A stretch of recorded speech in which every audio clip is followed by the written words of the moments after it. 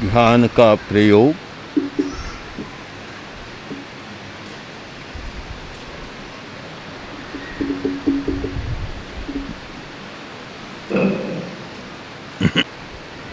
प्राय सब लोग ध्यान की मुद्रा में बैठे हैं। सबसे पहले ध्यान की मुद्रा को ही समझना है कि सीधे रीढ़ की हड्डी सीधी, तन अकड़न भी न हो और आसन का चुनाव जो सुखद आसन हो, पालथी, पद्मासन, अर्ध पद्मासन, वज्रासन, कोई भी आसन हो सकता है। और हाथ की मुद्रा पर भी ध्यान दें कि हाथ ऐसे नीचे न रहें, ऊपर अंगुलियां ऊपर की ओर रहें, अथवा अंगुलियों को, एक अंगुली को अंगूठे के मूल में दबा दें, 3 अंगुलियां सीधी रहे।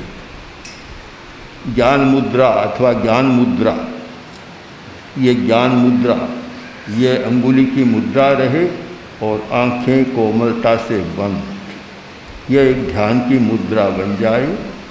अब इसके बाद कायोत्सर्ग का प्रयोग करें। पहले संकल्प करें, मैं चित्त शुद्धि के लिए ध्यान का प्रयोग कर रहा हूँ। मैं चित्त शुद्धि के लिए ध्यान का प्रयोग कर रहा हूँ। मैं चित्त शुद्धि के लिए ध्यान का प्रयोग कर रहा हूँ। अब कायोत्सर्ग मुद्रा तो हो गई, बिल्कुल शरीर को ढीला छोड़ें, कहीं भी तनाव न हो और 2-3 मिनट के लिए कायोत्सर्ग की मुद्रा में रहें, बिल्कुल शिथिलीकरण और जागरूकता। कायोत्सर्ग, शरीर का उत्सर्ग, एक तरह से प्रवृत्ति को हमने छोड़ दिया और बिल्कुल शिथिलता रहे,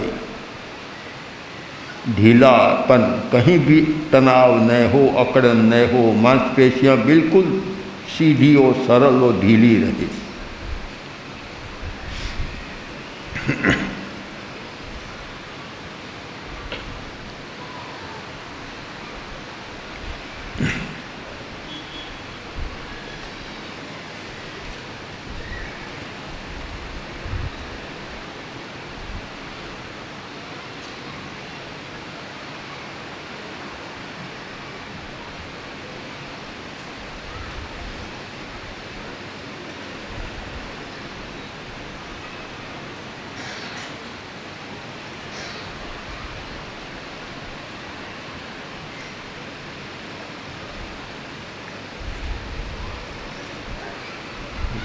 कायोत्सर्ग की मुद्रा में रहें, जितने समय ध्यान का प्रयोग करें इसी मुद्रा में रहें और शरीर बिल्कुल शिथिल रहे।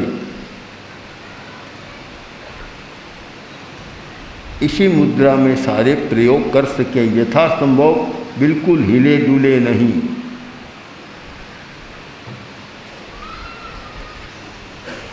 हमारे सामने 2 बड़ी समस्याएं होती हैं, एक चंचलता की समस्या और दूसरी आवेश की समस्या। चंचलता है तब तक एकाग्रता नहीं होती और एकाग्रता के बिना जीवन में सफलता भी नहीं मिलती। हमारा कंसंट्रेशन इतना अच्छा हो कि कोई भी काम करे वह सफलता के साथ हो जाए। और दूसरी है आवेश की समस्या, जो हमेशा तनाव पैदा करती है, क्रोध का आवेश, अहंकार का आवेश, छल कपट माया का आवेश, लोभ का आवेश, ये सारे आवेश, भय का आवेश, ये बहुत समस्या पैदा करते हैं। 2 बड़ी समस्याएं हैं हमारे भीतर की समस्याएं।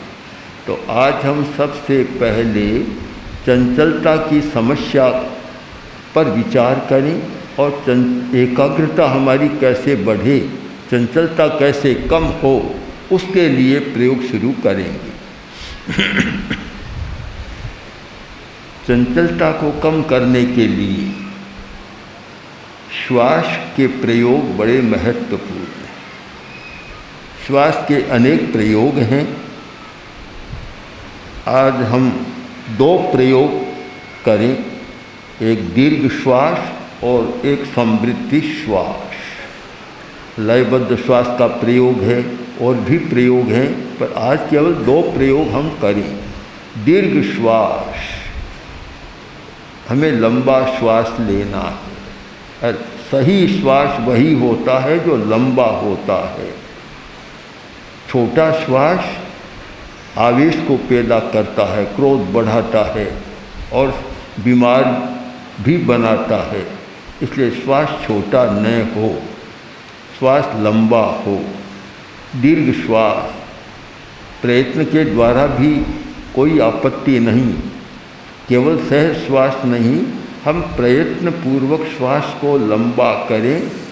1 मिनट में हम 15-16 श्वास लेते हैं और दीर्घ श्वास के द्वारा अगर हम 8, 10, 6, 4 तक आ जाएं, 2 तक आ जाएं, तो एक अलग प्रकार का अनुभव होगा। तो लंबा श्वास, दीर्घ श्वास कायोसर की मुद्रा है। आप श्वास लें, लंबा श्वास लें। और श्वास लंबा वह होता है जिसके कंपन पेट तक पहुँचते हैं। श्वास लेते समय पेट फूले और छोड़ते समय पेट सिकुड़े, वह हमारा लंबा श्वास होता है। एब्डोमिनल श्वास, उदरीय श्वास, केवल फेफड़े तक जो श्वास के कंपन जाते हैं वह पूरा श्वास नहीं होता। तो सबसे पहले आप लंबा श्वास लें, ध्यान नाभि पर केंद्रित करें। श्वास लेते समय पेट फूलता है, उसका अनुभव करें। श्वास छोड़ते समय पेट सिकुड़ता है, उसका अनुभव करें।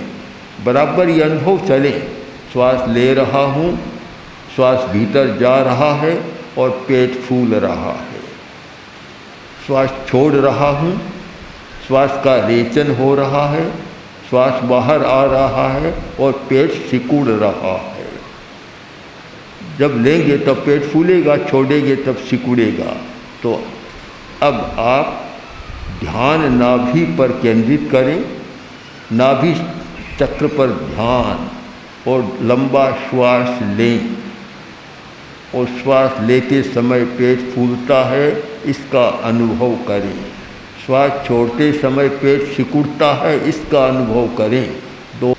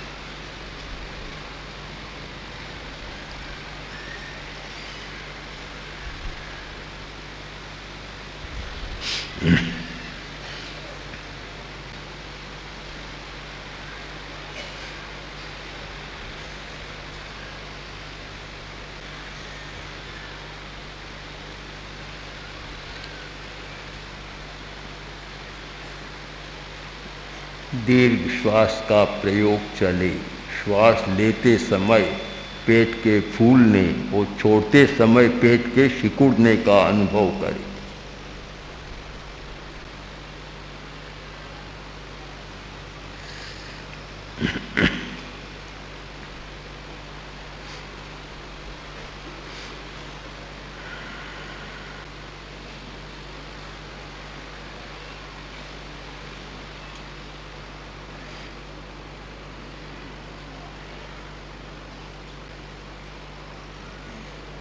ध्यान नाभि पर केंद्रित।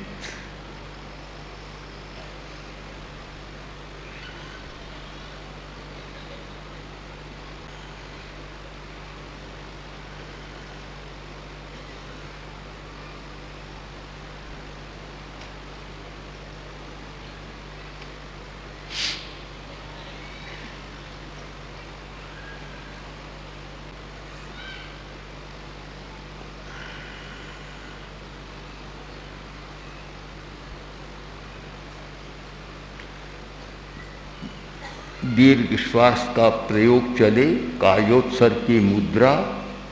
अब ध्यान का केंद्र बदल दें, नाभि से हटाकर चित्त को नथुनों के भीतर केंद्रित करें। हमारे नाक के दोनों नथुने दायां बायां, जहाँ संधि स्थल है दोनों का, वहाँ ध्यान केंद्रित करें। श्वास लंबा लें और जब श्वास लें तो अनुभव करें कि श्वास भीतर जा रहा है, छोड़े तो अनुभव करें श्वास बाहर जा रहा है। ध्यान नथुनों के भीतर संधि स्थल पर केंद्रित, आते जाते श्वास का अनुभव करें। प्रत्येक श्वास को जानते हुए लें और जानते हुए छोड़ें। चित्त की सारी शक्ति नथुनों पर केंद्रित करें और प्रत्येक श्वास को जानते हुए लें।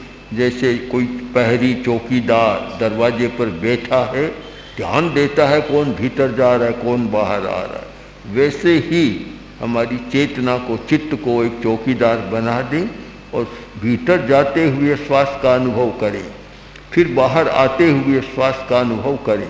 श्वास नथुनों के भीतर केंद्रित, प्रत्येक श्वास को जानते हुए लें, आते जाते प्रत्येक श्वास का अनुभव करें।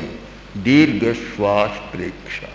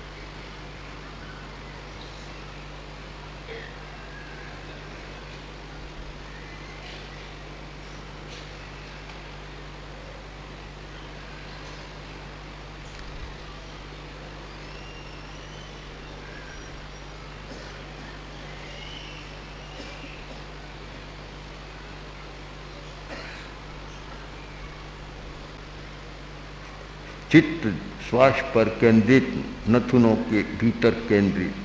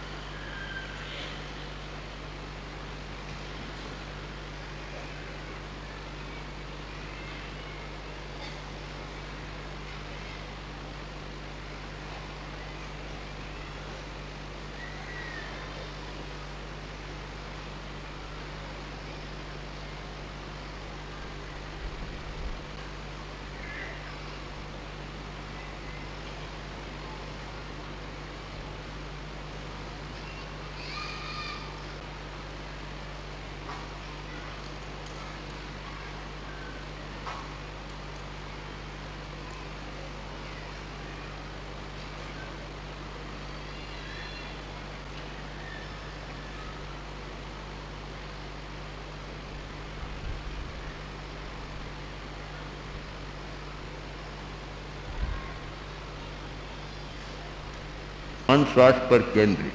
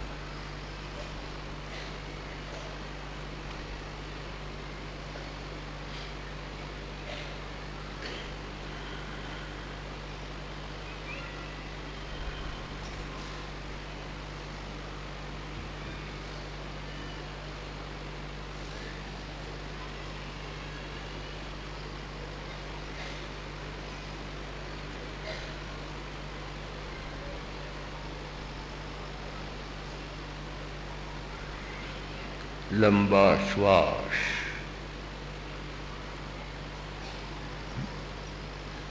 प्रत्येक श्वास के प्रति जागरूक।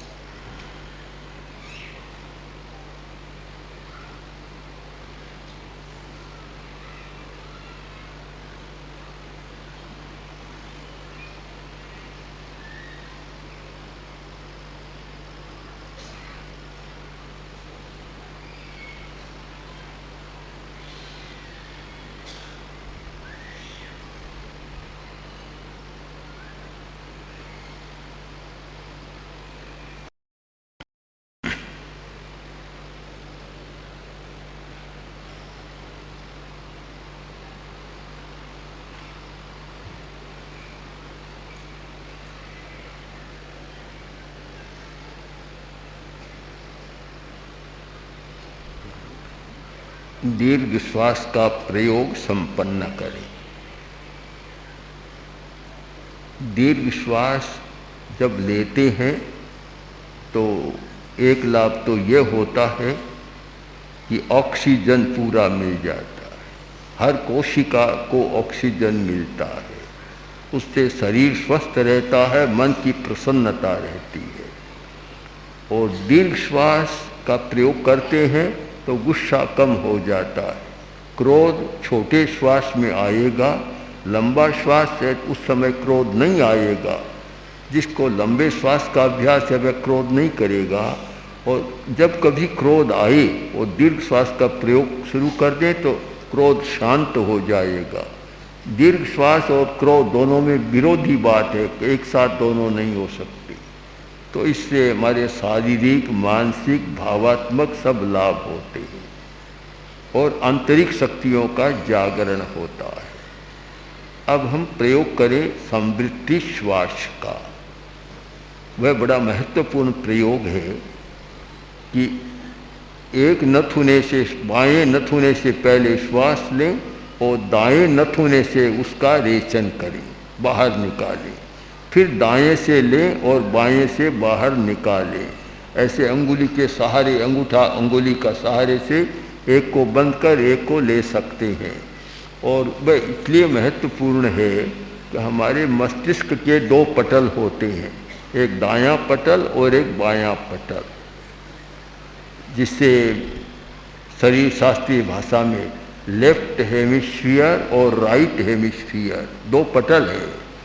तो ये बायां पटल है, ये लौकिक विद्या के लिए जिम्मेवार है। दायां है वह इंट्यूशन, आंतरिक शक्ति, अध्यात्म, मन की शांति, उसके लिए जिम्मेवार है। प्रायः बायां पटल ज़्यादा सक्रिय रहता है, दायां पटल सोया रहता है। समवृत्ति श्वास का प्रयोग दोनों पटलों का संतुलन पैदा करता है। तो अब आप प्रयोग की तैयारी करें कि कायोत्सर्ग की मुद्रा रहे बिल्कुल स्थिर और निश्चल, और फिर बाएं नथुने से श्वास लें, वही दीर्घ श्वास, लंबा श्वास, बाएं नथुने से श्वास लें, भीतर ले जाएं, और फिर दाएं नथुने से राइट साइड से निकालें, फिर दाएं से लें और बाएं से निकालें। एक आवृत्ति होती है। प्रयोग प्रारंभ करें।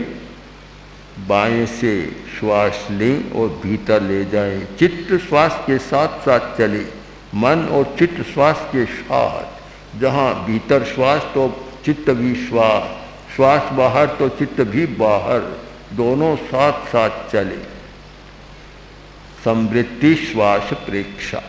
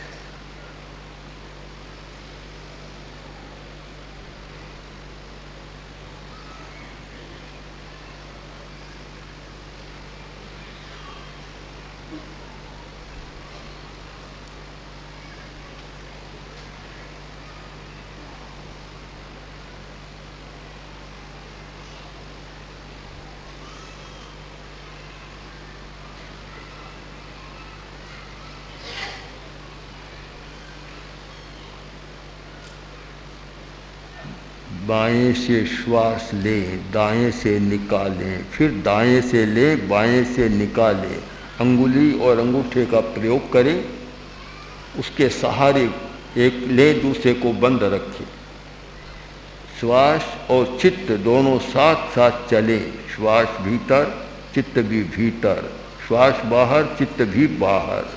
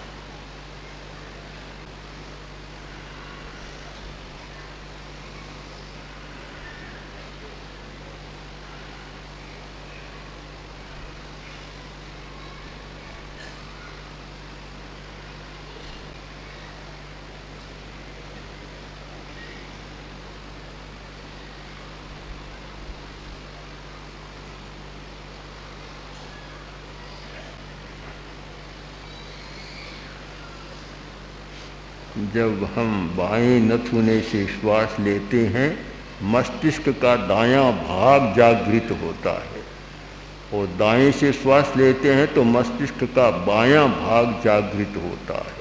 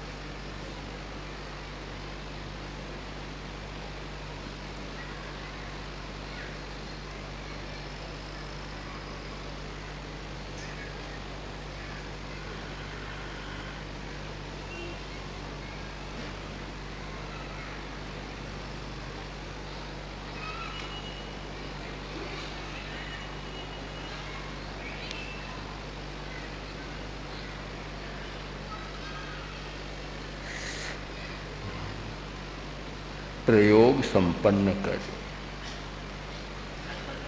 ये संवृत्ति श्वास का प्रयोग एक छोटे बच्चों के लिए बहुत उपयोगी है। कोई बच्चा उद्दंड उच्छृंखल होता है, कोई हीन भावना से ग्रस्त होता है, यह नाड़ी तंत्रीय संतुलन पैदा करता है।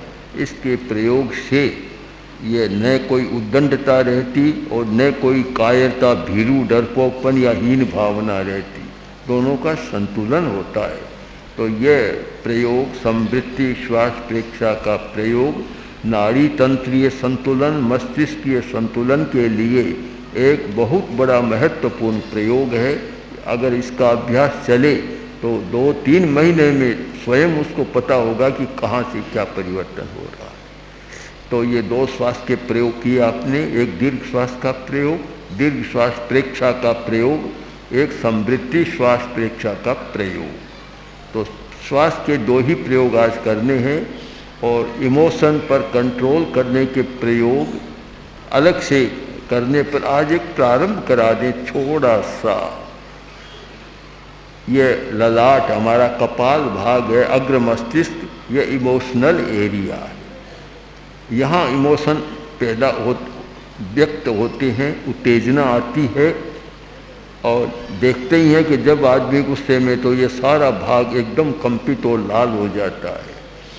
तो इस पर कंट्रोल करने के लिए इस ललाट पर, पूरे ललाट पर सफ़ेद रंग का ध्यान करें। आपने कभी देखा हो शिव जी की मूर्ति होती है, अर्धचंद्र होता है, तो पूरे ललाट पर अष्टमी के चंद्र जैसा, अर्धचंद्र जैसा सफ़ेद रंग का ध्यान करें। ये आवेश को शांत करने का, संतुलित करने का बड़ा महत्वपूर्ण प्रयोग है। तो ध्यान केंद्रित करें, वही कायोत्सर की मुद्रा, ललाट पर ध्यान केंद्रित करें और फिर पूरे ललाट पर सफ़ेद रंग का, अष्टमी के चंद्रमा जैसा एक पूरे ललाट पर सफ़ेद रंग का ध्यान करें। सफ़ेद रंग को साक्षात कल्पना नहीं, साक्षात देखने का अभ्यास करें। हो सकता है पहली बार नहीं दिखे, किंतु अभ्यास के बाद वह बहुत साफ दिखने लग जाएगा। तो ये आवेश संतुलन का प्रयोग, ध्यान करें ललाट पर अष्टमी के चंद्र जैसा सफ़ेद रंग का ध्यान।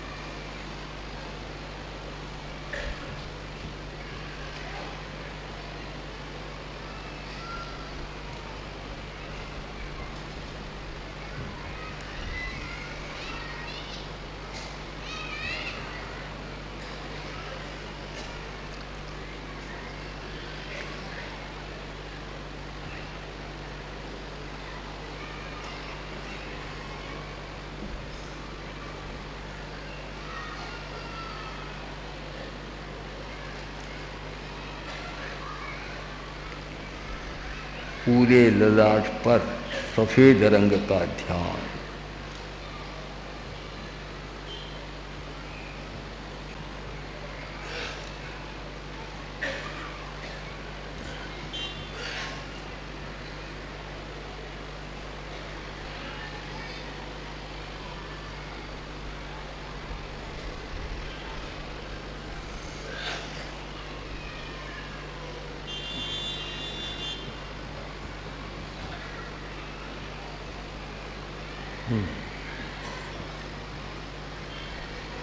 3 दीर्घ श्वास के साथ ध्यान का प्रयोग संपन्न करें।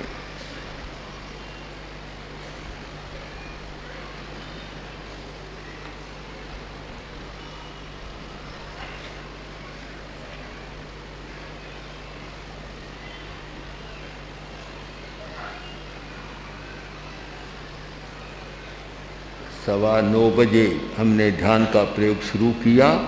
40 मिनट का समय हो गया, 5 मिनट 10 में शेष है। अब सत्य की वंदना की मुद्रा में बैठकर, और यह प्रयोग है एड्रिनल ग्लैंड पर कंट्रोल करने का। वंदना की मुद्रा में बैठकर और नीचे झुकेंगे।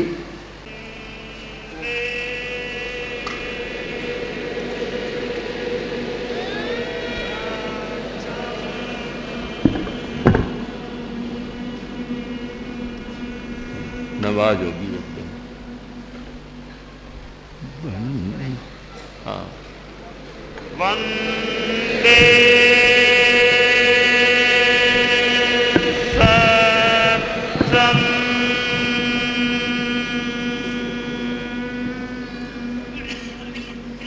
श्वास भरें। वंदे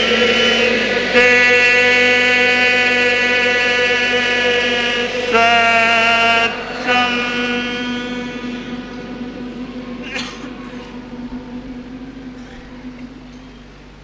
संपन्न। ये 45 मिनट का प्रयोग संपन्न है। प्रेक्षा ध्यान का प्रयोग संपन्न। और अब शरण सूत्र का अर्हन्ते शरणं पवज्जामि सिद्धे शरणं पवज्जामि साहु शरणं पवज्जामि केवलिपन्नतं धम्मं शरणं पवज्जामि अर्हन्ते शरणं पवज्जामि सिद्धे शरणं पवज्जामि साहो शरणं पवज्जामि केवलिपन्नतं धम्मं शरणं अर्हन्ते शरणं पवज्जामि सिद्धे शरणं पवज्जामि साहो शरणं पवज्जामि केवलिपन्नतं धम्मं शरणं पवज्जामि। बस संपन्न। प्रयोग संपन्न हो गया।